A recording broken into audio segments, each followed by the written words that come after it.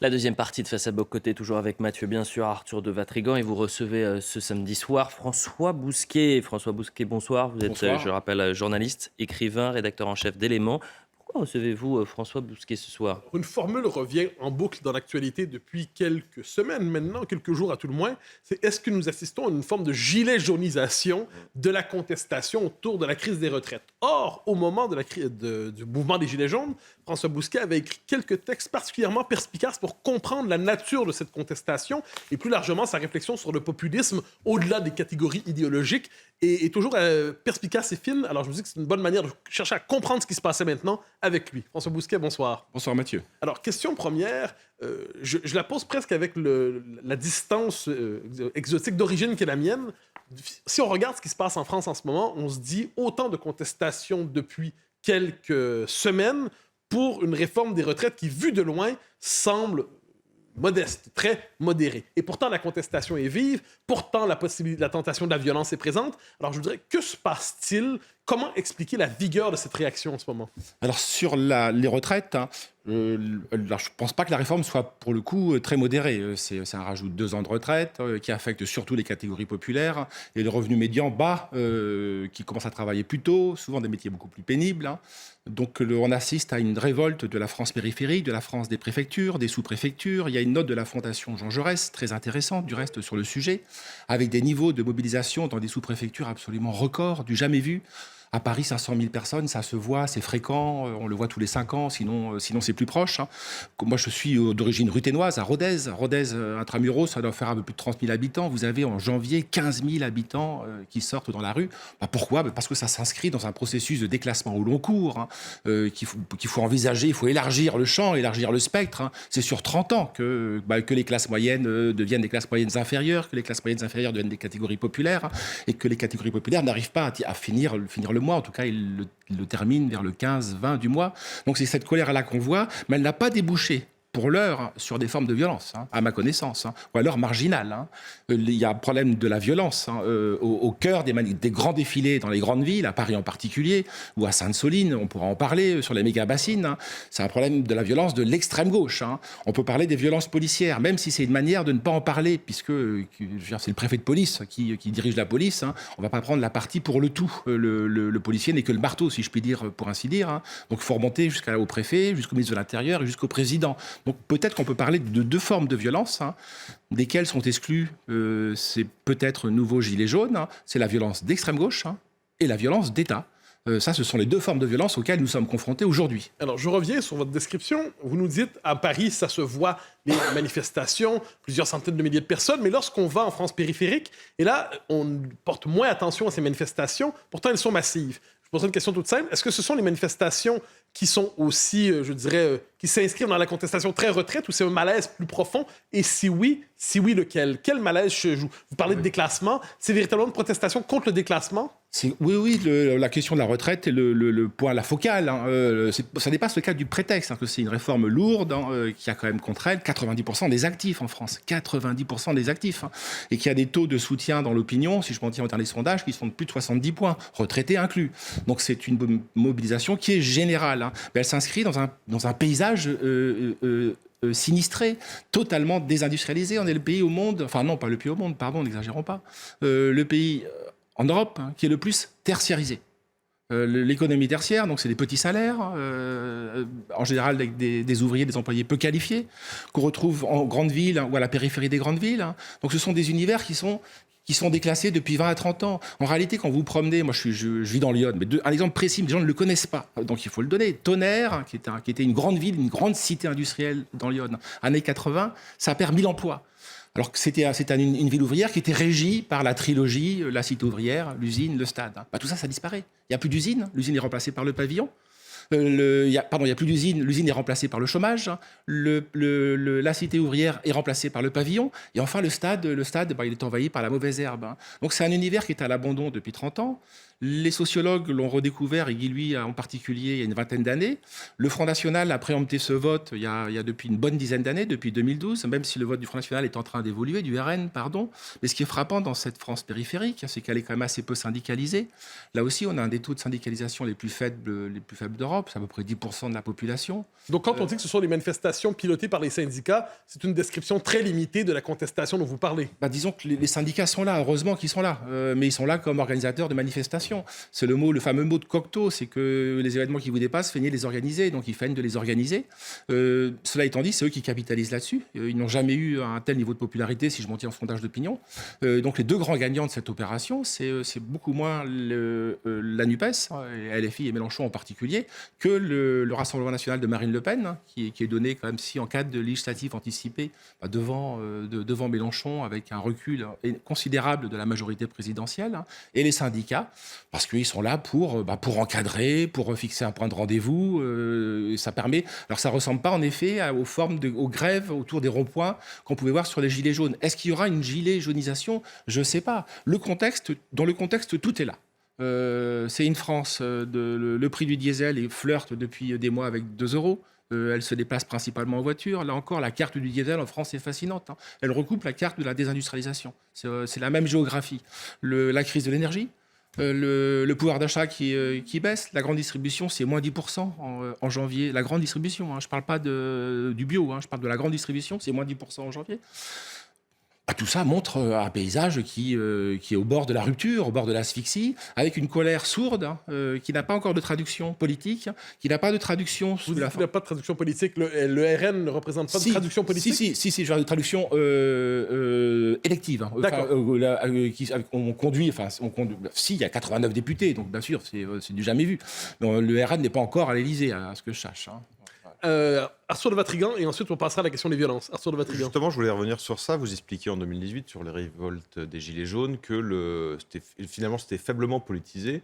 Et je me rappelle que vous expliquiez que la femme ou l'homme qui allait repolitiser ce mouvement dont il avait besoin allait gagner leur voix. Et justement, est-ce que c'est Marine Le Pen, avec ses 88 députés, qui a réussi à capitaliser finalement, ou à parler en tout cas aux Gilets jaunes? Et est-ce que c'est ce mouvement aujourd'hui plus politisé qu'il ne l'était il y a 4 ans? C'est difficile à dire. Marine Le Pen, je m'en tiens au sondage qui était fait fin 2018 autour des ronds-points, arrivait nettement en tête. Je n'ai plus les chiffres en tête, ça va être 30-35%. Mélenchon arrivait nettement en dessous, c'était moins 10 points, moins 15 points. Il y avait énormément d'abstentionnistes. Quand on s'intéresse aux chiffres, au report de voix entre 2017 et 2022, on se rend compte qu'il y a une extraordinaire volatilité électorale. L'électorat du RN, c'est à peu près 39% de gens qui ne se situent pas politiquement, ni à droite ni à gauche. Il y a une majorité de gens qui se situent à droite, une minorité de gens qui se situent à gauche, mais le plus gros tiers, c'est des gens qui ne se situent nulle part.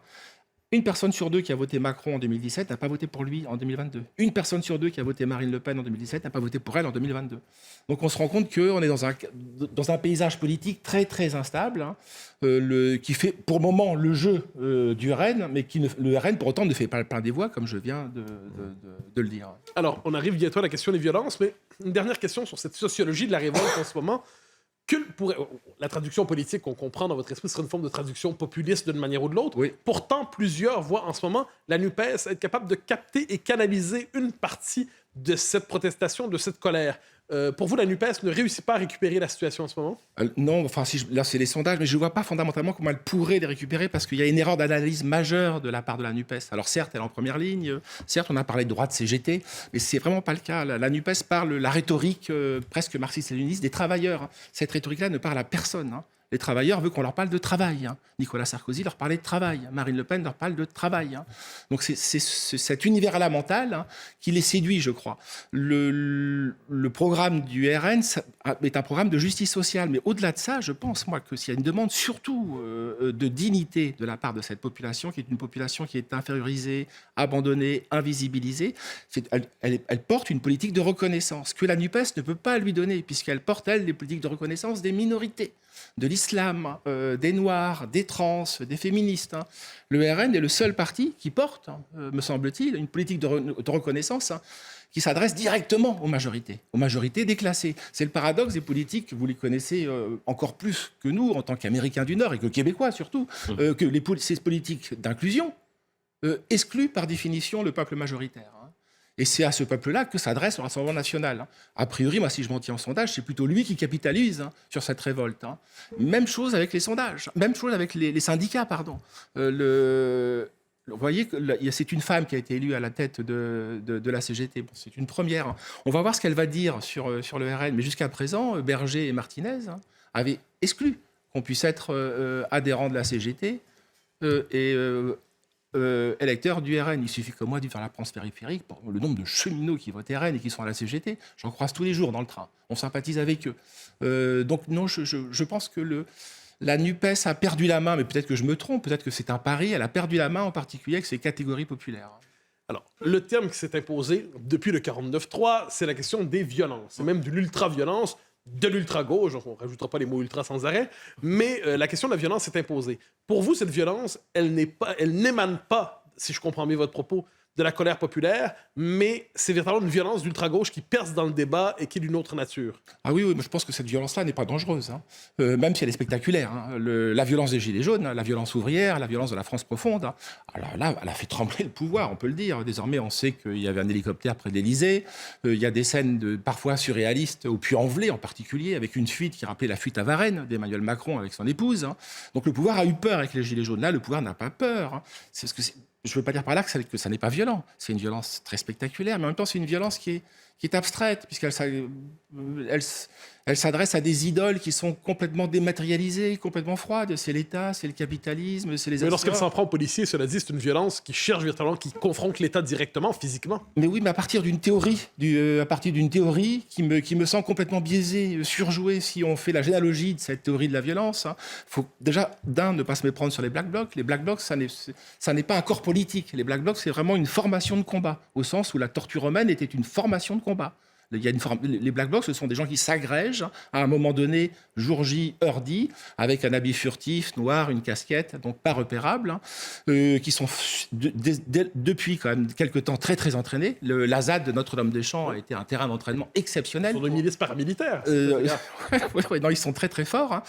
Pour autant, je trouve que cette violence est surjouée, parodique. Si je dis ça, c'est que je ne veux pas donner raison à notre ministre de l'Intérieur, Darmanin, qui a parlé de Black Bourge. Mais il n'empêche néanmoins, rappelez-vous, les défilés du 1er mai 2019, avec les gardés à vue, c'était quand même assez fascinant, la sociologie des gardés à vue. C'était les Black Blocs également qui avaient sévi contre les forces de l'ordre. Un centralien à 4 200 € par mois. La fille d'un directeur de banque qui avait 3 gardés à vue. Et le 3e gardé à vue, c'était le fils de quelqu'un du CNRS. Si vous vous intéressez à Clément Méric, les parents sont des universitaires bardés de diplômes. Donc tout cet univers qui vient des sciences humaines, qui vient de la sociologie, qui est conforté en général par l'université et ses grandes citadelles, Rennes 2, le Mirail, Tolbiac, Jussieu, Nanterre, etc. Eh bien, c'est produit une violence qui est une violence de tête, qui est une violence purement intellectuelle, vraiment abstraite, à laquelle je n'arrive pas à croire. Une violence révolutionnariste, pourrait-on dire? Pseudo-révolutionnaire. Moi, ou si vous préférez un autre terme, c'est presque un simulacre de violence. Pour autant, elle est réelle, je le dis bien, mais c'est un simulacre de violence qui ne met absolument pas en péril l'État. Pourquoi? Parce que ça n'est jamais qu'un corps groupusculaire de 2000 personnes, 2500 personnes, 3000 personnes, en réunion des Italiens, des Allemands, des Espagnols, des Anglais. Je ne crois pas. Cette extrême-gauche ou cette ultra-gauche, on ne sait plus comment l'appeler, elle se reproduit par sissiparité. La sissiparité, c'est le sécessionnisme pathologique. C'est-à-dire qu'on se reproduit en se divisant. Ça passe son temps à se diviser. Quand vous essayez à définir les gens qui sont derrière les Black Blocs, c'est impossible. C'est la multiplication des sectes. Voilà, oui, on peut le dire ainsi. Donc, raison pour laquelle, cette violence est réelle. Elle répond à un objectif politique. L'objectif politique, c'est qu'il faut détruire l'État, le pouvoir, le capitalisme, toutes les grandes enseignes. Il faut détruire la société pour créer une ZAD générale. La ZAD, ça n'est pas seulement une sorte de cour des miracles, même si ça finit comme une cour des miracles. La ZAD, cette zone, c'est vraiment une cité utopique. Ces gens-là veulent créer une cité utopique qui s'appelle la ZAD, c'est-à-dire sans État, sans autorité, sans structure patriarcale, sans institution. C'est ça leur objectif. Mais ils sont ultra minoritaires. Leur force vient de ceux qui sont soutenus par l'institution. C'est ça le paradoxe. L'institution médiatique. En tout cas, les médias du service public. Moi, je les appelle les médias du service public. L'institution universitaire. Ils font preuve d'une complaisance à leur endroit assez incroyable. complète. Rappelez-vous, parce qu'il faut rappeler les choses, ces gens-là, en particulier la figure d'Antonin Bernanos, là on retombe sur la loi travail en 2016, jette un cocktail Molotov dans une voiture où il y a 3 policiers, dont 2 femmes, qui manquent d'être embrasées. C'est Antonin Bernanos, qui est l'arrière-petit-fils d'un immense écrivain qui ne se reconnaîtrait pas dans cette figure-là, qui n'est jamais qu'un fils de bourgeois, étudiant à Nanterre, a été soutenu après ça par toute la faculté de Nanterre, le conseil d'administration de Nanterre, les professeurs de Nanterre. Sa mère est reçue sur les ondes de France Inter et de France Culture. Donc ils sont marginaux numériquement. Combien de divisions? C'est 0. C'est 2000, 3000. Pour autant, ils s'adossent à des partis, puisque la gauche résonne toujours dans les termes qui ne fonctionnent pas à droite. C'est pas de division à gauche. Même si ces gens-là pensent que les partis jouent le jeu du système, la NUPES incluse, néanmoins, la NUPES les soutient. Arthur de Vatrigan, une dernière question, et ensuite je me permettrai de vous poser une question sur ce livre, puisque vous y êtes mentionné. Arthur de Vatrigan. Au moment des Gilets jaunes, Emmanuel Macron a fait le pari d'incarner le Parti de l'Ordre. Il a commencé révolutionnaire avec son bouquin Révolution, puis finalement a mis mandat le Parti de l'Ordre.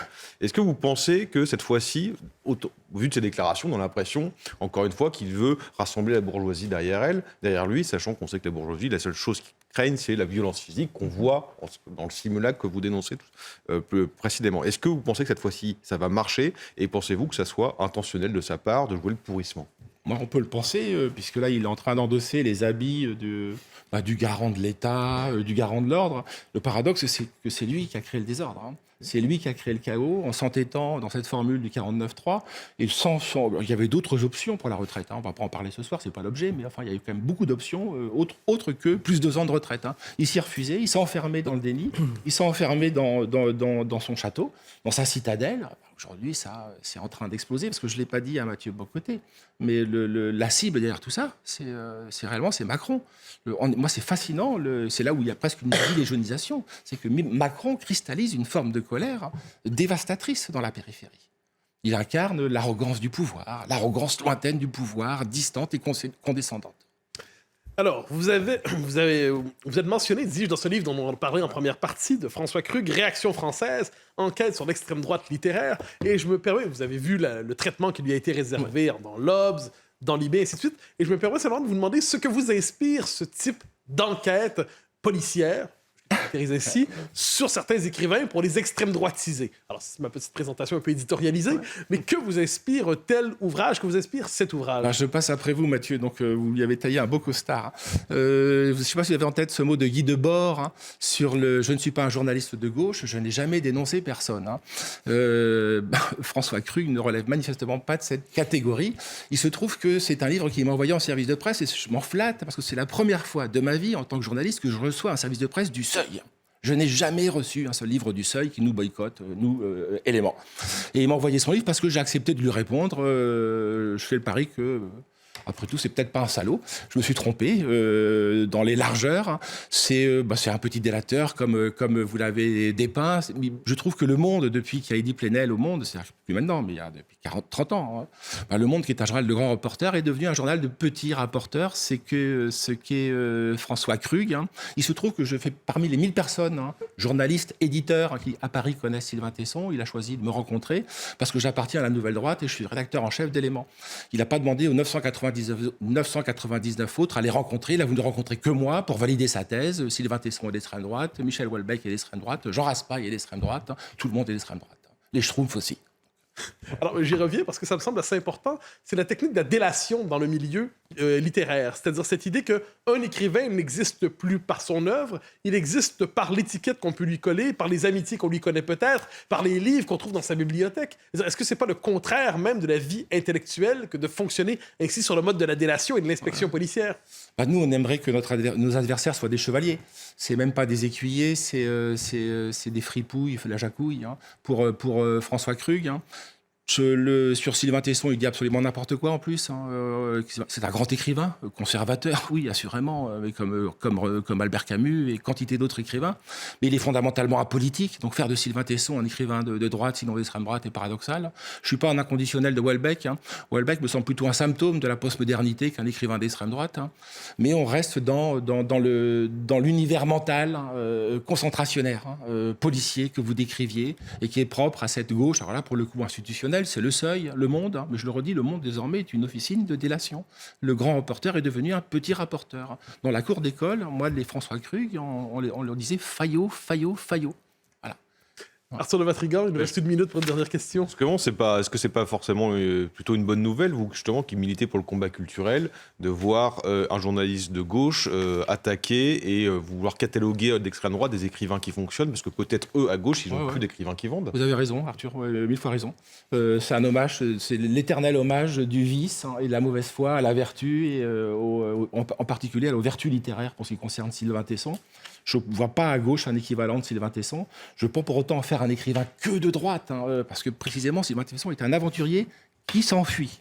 Il est très proche de l'univers mental des Russes. Moi, je trouve que c'est le plus français des écrivains russes. Il écrit une langue sèche, quasiment de moraliste du grand siècle. Mais l'univers mental, c'est la casquette, c'est la Sibérie, c'est le lac Baïkal. Si ça ne fait pas un pionnier soviétique fantastique. Merci beaucoup François Bousquet, merci à tous les deux, Mathieu et Arthur. On se retrouve évidemment la semaine prochaine et l'info se poursuit sur CNews.